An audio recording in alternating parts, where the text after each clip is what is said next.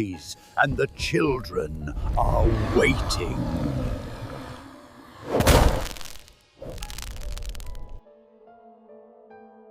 The forest was deep, dark, and utterly indifferent to the purpose of his mission. Father Thomas drove the small, borrowed sedan as far as the overgrown track would allow, then stopped. The air that rushed in when he opened the door was cold, damp, and overwhelmingly scented with pine, wet moss, and the thick, metallic tang of profound stagnation. He was here on assignment from the diocese, sent to reclaim St. Jude's Orphanage, a property the church had abandoned nearly 50 years ago. The reason for the abandonment was local legend, a sudden, terrifying afternoon when 10 children mysteriously vanished from the grounds, leaving behind no witnesses, no trace, and no explanation. The building stood hidden behind a heavy veil of black skeletal trees. It was immense, built of dark gray stone, its Gothic architecture now softened and warped by decades of neglect and rot.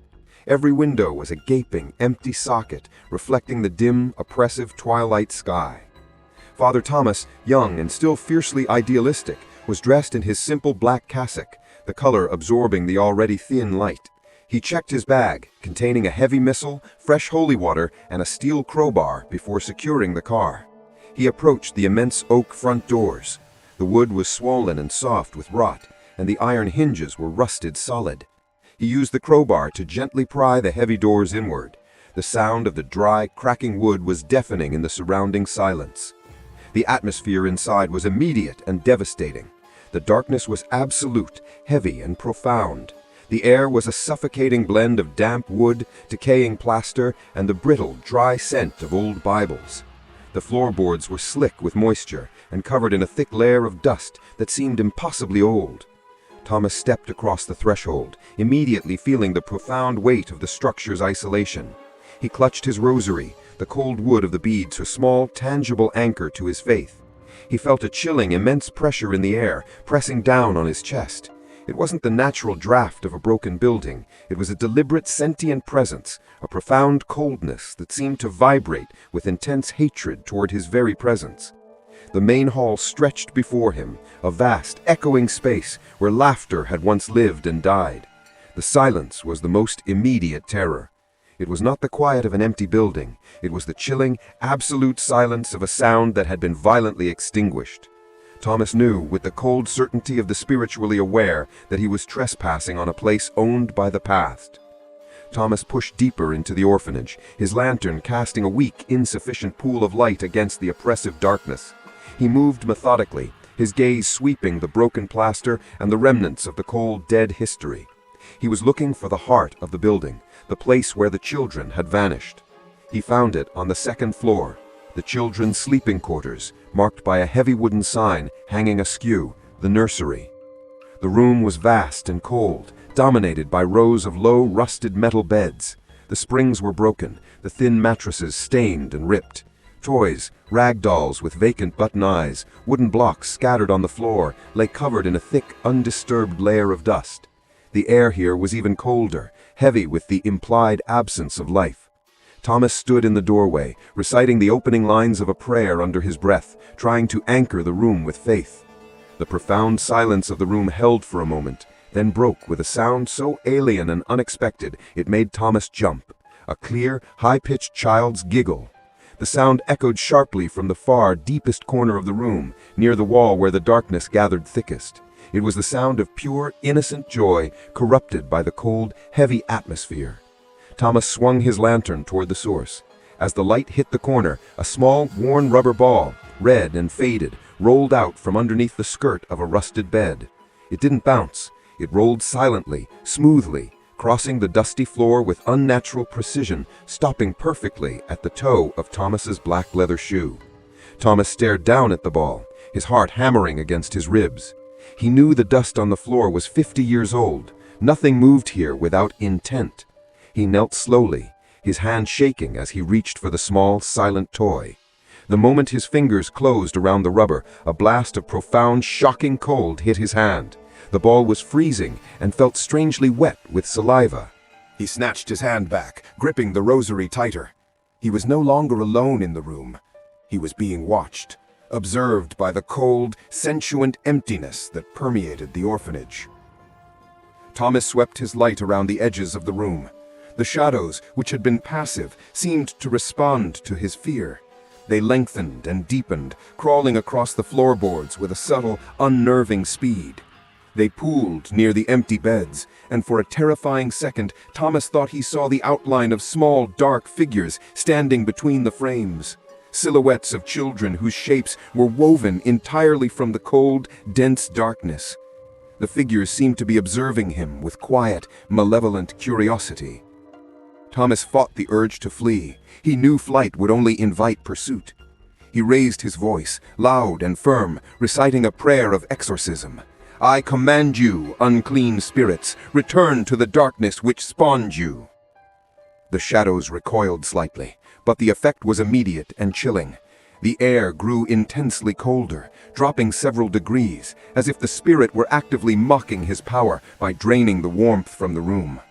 The low giggle returned, closer this time, high, thin, and triumphant. The silent figures woven from shadow were closing the perimeter. The intense cold and the mocking giggle of the unseen entity drove Thomas from the children's quarters. He moved rapidly down the central staircase, his mind reeling from the vision of the shadowed figures. He needed to find the oldest part of the building, the anchor point for the profound malice he felt. He found it beneath the main staircase, concealed behind a sagging curtain of moldy velvet, a heavy iron door. It was immense, thick, and utterly cold to the touch. The door had clearly been sealed decades ago. Thick, rusted welding beads ran along the perimeter, securing it permanently to the stone frame. Yet time and corrosion had done their work. The welds were fractured and brittle. Thomas retrieved his steel crowbar. He inserted the tip into the largest fracture point and heaved. The old, cold metal shrieked and groaned in protest, but the seal gave way. With a final echoing metallic crunch, the heavy door swung inward.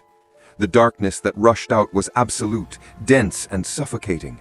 The smell was immediate and overwhelming, a powerful, sickening mix of sulfur, dried blood, and rancid meat. It was a smell of pure industrial decay, entirely foreign to the damp wood and plaster of the floors above. Thomas turned on his high-intensity lantern and began the slow, terrifying descent. The basement was a vast, uneven space, the untouched foundation of the building. The air was unnaturally warm here, thick and still. He reached the packed dirt floor. The light revealed the chilling truth. In the center of the subterranean room lay a chaotic, disturbing pile of debris. It was not general refuse. Thomas's breath caught in his throat when he recognized the objects. Hundreds of splintered, shattered wooden crosses, large and small, mixed with thick remnants of tattered black clerical vestments. The cloth was shredded, stained, and completely ruined. This was the collective grave of his predecessors. Thomas moved closer, pushing aside a heavy, gold-threaded fabric. His light beam settled on the most devastating discovery. Scattered among the rags and broken wood were fragments of human bone. They were small, bleached, and sickeningly gnawed and broken, the remnants of multiple individuals. The terrifying realization hit him with physical force. The priests and brothers sent by the diocese 50 years ago hadn't simply abandoned the orphanage. They had been eaten. This wasn't a spiritual possession or a conventional haunting. This was a feeding ground, a place maintained by the malice of the entity that had consumed its spiritual opposition. Thomas looked around the vast, oppressive basement, the strong smell of sulfur and dried blood suffocating him.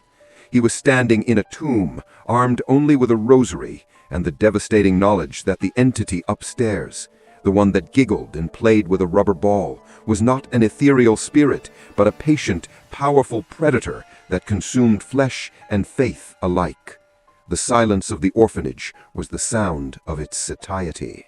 Thomas staggered back from the gruesome pile of bones and vestments, the smell of sulfur and decay choking him. He didn't wait to rationalize the horror. He turned and sprinted toward the narrow exit where the iron door led back to the staircase. He was 2 steps from the threshold when the heavy iron door slammed shut with a deafening thwum. The impact shook the very foundation of the building. Thomas threw himself against the thick, cold metal, searching frantically for a latch or handle, but the door was utterly sealed. He was trapped. The atmosphere in the subterranean room instantly dropped to an impossible, frigid coldness. The vast shadows that clung to the corners began to writhe, gathering density and form.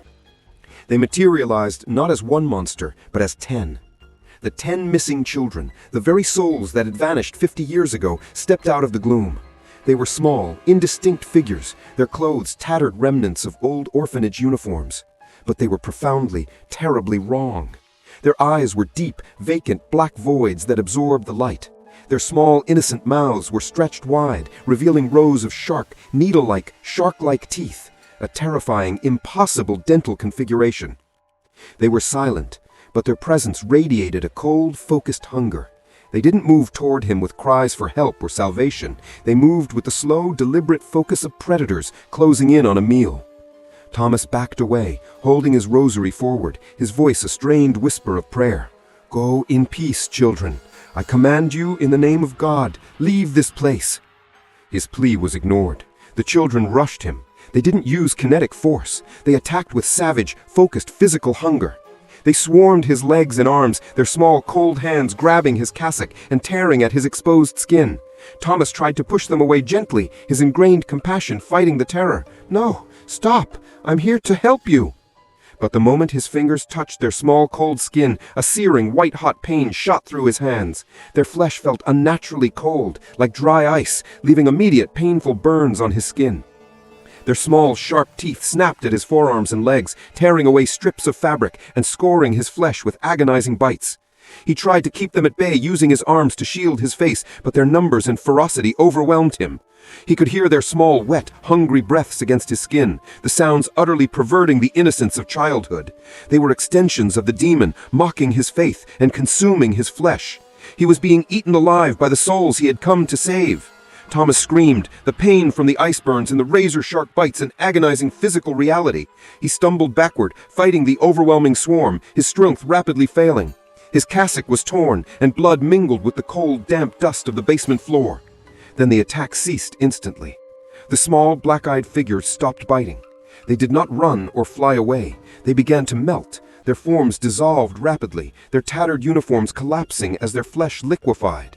The children's bodies collapsed into pools of thick, black, oily sludge that immediately seeped into the dry, packed earth of the basement floor.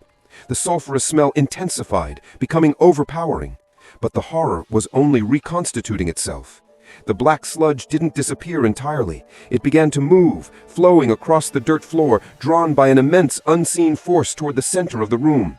The separate puddles merged, coagulating into a single, massive, writhing pool of viscous, dark material. The pool then began to rise. It pulled itself upward, spiraling and solidifying into a massive, towering entity. It reached the ceiling, its immense body composed of thick, coiling black mass. The Devourer Demon stood revealed. It possessed no discernible face, only a gaping, cavernous maw near the apex of its form, a terrifying, vertical void lined with immense, crushing teeth. Simultaneously, the stone walls of the ancient basement began to weep. Along the rough mortar and the deep fractures in the bedrock, a thick, viscous, deep red liquid began to ooze and drip, running down the cold stone surfaces. The entire room was bleeding, responding to the horrific power now standing in its core. The demon spoke. It did not use human words or the mocking voice of the children. It emitted a profound, crushing sound, a low-frequency vibration that resonated through Thomas's body, shaking his very bones and organs. The sound was contemptuous, vast, and ancient, mocking his smallness of faith and his prayers. The attack was immediate. The demon did not move its massive form. Thomas felt a tremendous, invisible force seize him, the same kinetic energy that had killed his predecessors. He was violently lifted off the dirt floor, his body pinwheeling helplessly in the air. He was slammed hard against the stone wall, the impact knocking the breath from his lungs and sending a wave of searing pain through his back. He slid down the wall, disoriented, only to be seized and slammed again, this time against a pillar oozing thick red fluid. The demon was playing with him, using the walls of its feeding ground as its weapon. Thomas was paralyzed, utterly overwhelmed by the sheer power of the ancient entity he had disturbed. Thomas slumped against the bleeding stone wall, his body broken and his mind reeling from the brutal, invisible assault. The Devourer Demon, the towering mass of black sludge, stood before him, its massive, gaping maw radiating immense, contemptuous power. He forced his trembling hand into his cassock. He retrieved his last physical defense, the silver crucifix. His faith, though battered, was the only weapon left. Ignoring the agonizing pain in his ribs and the fear that threatened to consume him, Thomas raised the crucifix high. He began to shout the ancient Latin verses of the rite of exorcism, his voice raw and desperate, battling the low, deafening vibration of the demon's contempt. In nomine Patris, et Filii, et Spiritus Sancti, vade, Thomas roared, the command echoing weakly off the blood-weeping stone. The demon reacted not with pain, but with terrifying, chilling amusement. The massive black mass shuddered slightly, and a sound, a terrible resonant laugh, vibrated through the room, shaking the packed earth floor. The blood oozing from the walls seemed to flow faster in response to the mockery. Then, the attack focused on his faith itself. The silver crucifix in Thomas's hand began to instantly and violently heat up. The metal grew searing hot, burning through the thin skin of his palm. Thomas gritted his teeth against the pain, trying to maintain his grip, but the heat was unbearable, a spiritual rejection of his authority. Smoke curled from his flesh, leaving the sickening scent of burnt skin and the thick sulphurous air. With a final, choked cry of agony, Thomas was forced to release the holy object. The silver crucifix clattered onto the dirt floor, sizzling faintly before cooling. The demon let out a triumphant, echoing scream, shattering the single weak emergency light that had been buzzing near the ceiling. The basement plunged into absolute, suffocating darkness, broken only by the dim, flickering light of Thomas's fallen lantern. The terror was absolute. The cold realization hit Thomas with the force of a final blow. This entity was too old, too strong for a standard ritual. It predated the church's authority in this desolate valley. His faith was real, but in this place it was not enough. He scrambled backward, his mind racing through ancient theological texts. He remembered the old legends, the terrible bargains required in the oldest battles against pure evil. This fight required more than blessing and prayers. It required sacrifice. Thomas looked at his bleeding hands, then at the shattered dark space where the demon waited. He knew that to stop the Devourer, to break the fundamental structure of its feeding ground, he had to offer something of profound, enduring value, something it truly craved, something to exchange for his soul and the peace of the innocent. Thomas stumbled away from the spot where the silver crucifix lay, his mind locked onto the terrifying necessity of sacrifice. He knew he couldn't live alive. This immense ancient evil demanded payment that transcended human life. It demanded the destruction of its habitat. He crawled through the suffocating darkness, ignoring the lacerations and the crushing pain in his ribs, moving toward the far, cold corner of the basement where the scent of fuel was strongest. This was the old utility area, where decades of maintenance supplies lay forgotten. His hands found the cold, greasy metal of several kerosene lanterns and a rusted barrel of heating oil. His plan was immediate, simple, and utterly final. He seized the heavy lantern, slamming it violently against the stone wall. The glass shattered, and the thick, pungent oil immediately soaked the earth and concrete beneath. He repeated the action, smashing the lanterns and kicking open the old oil barrel. The volatile fuel cascaded across the dirt floor, quickly saturating the very ground that served as the demon's anchor. Thomas moved to a small, dry space near the wall. He pulled his torn, bloodied cassock close. He closed his eyes and began to recite the last rites, not for the lost children, not for the consumed priests, but for himself. His voice, though weak and trembling, was firm, anchoring his soul in the final moment of duty. He found a profound, terrible peace in the acceptance of his fate. The demon reacted to the pooling fuel with a terrifying realization.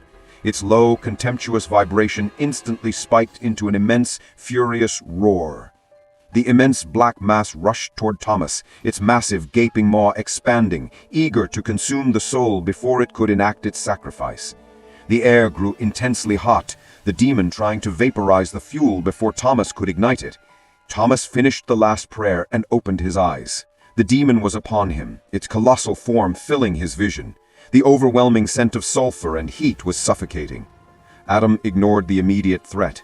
His hand fumbled inside his cassock pocket, retrieving his last object, a small, clean matchbox. He waited until the demon's massive, consuming maw was mere feet away, its immense shadow utterly covering him. Thomas struck the match. The small, sulphurous hiss was the final, fragile sound of human resolve against the ancient void. The match head instantly erupted into a tiny, defiant flame. He looked at the towering embodiment of evil, his fear replaced by a terrible, burning resolve. He screamed, "This house ends tonight!" and threw the single ignited match directly onto the oil-soaked earth. The entire basement instantly erupted. The flames were not natural. They were a massive, towering inferno of spiritual energy, converting the fuel and the malice into a single blinding column of righteous fire. The sound of the explosion was swallowed instantly by the roaring, consuming holy fire. The demon, caught at the epicenter, shrieked, a deafening, soundless blast of pure chemical and spiritual agony as the sacred flames began their final, necessary purification. The fire consumed the entire old stone orphanage with terrifying speed. The dry, century-old timber and the ancient plaster acted as perfect fuel. The massive, towering inferno illuminated the vast forest for miles around, casting a horrifying, flickering glow against the night sky. Firefighters, arriving hours later, could do nothing but watch the spectacular, destructive finality of the blaze. The history of St. Jude's Orphanage, the site of its tragedy and its ultimate sacrifice, was consumed in fire. The next morning, the site was reduced to a smoking, sodden ruin. Fire investigators spent the day sifting through the wreckage. The search yielded no definitive answers for the fire's chaotic, immense magnitude. Most chillingly, they found no bodies. The remains of the consumed priests and the 10 missing children were never recovered from the ashes of the basement. Their consumption had been absolute. The only remnant of the courageous priest was a faint, scorched outline on the earth near the deepest point of the foundation, where Father Thomas had stood to offer his final sacrifice. He had vanished entirely, consumed by the same fire he had created to cleanse the evil. The church never attempted to rebuild. The site of St. Jude's Orphanage remains, to this day, a barren field, a desolate patch of blackened earth where nothing grows, surrounded by the thriving, green life of the forest. The land itself seems cursed, perpetually rejecting life. The narrator's voice shifts to the present day, cold and ominous. They thought the fire purified the land. They believed Father Thomas's sacrifice had destroyed the Devourer Demon. They were wrong. The truth, as the desperate silence of the land reveals, is that the demon wasn't bound to the building. It was bound to the feeding cycle. The fire merely destroyed the structural containment, the walls and ceilings that limited its movement. The sacrifice was accepted, but the price was freedom. The entity is no longer trapped in the basement. Locals who live near the valley will tell you to never stand in that field after sunset. They say that when the surrounding woods are still and the air is heavy and cold, the wind doesn't blow across that barren ground. Instead, a sound rises from the silent, scorched earth, a faint, high-pitched, childish giggle. And the wind, they say, doesn't rush past you. It laughs. The hunger is still there, immense and ancient, free to roam the vast dark emptiness of the world. And the sacrifice of Father Thomas, though noble, simply released the evil from its cage. The fire burned the house, but did it kill the beast? Tell me in the comments, do you think evil can ever truly be destroyed? If you want to hear the next dark legend, subscribe and turn on notifications.